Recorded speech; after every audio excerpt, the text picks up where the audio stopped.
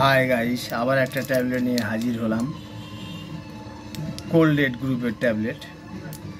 এর কাজ কি, কম্পোজিশন কি, কী জন্য দেওয়া হয় এবং কেন খেতে হয় এবং ডাক্তারবাবু কেন লেখেন।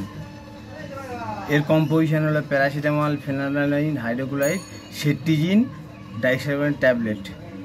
প্যারাসিটামল 325 mg আছে, সেট্রিজিন আছে 5 mg, হাইড্রোক্লোরাইড আছে 5 mg।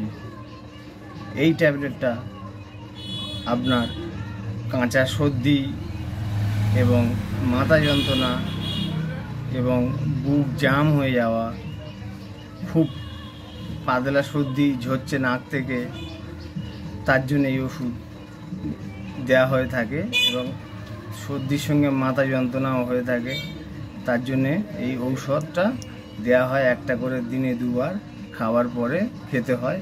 অবশ্যই এর সঙ্গে একটা করে অ্যান্টিবায়োটিক খাবেন। এর ব্র্যান্ড নাম আরও অনেক কিছু আছে, কোলডেট।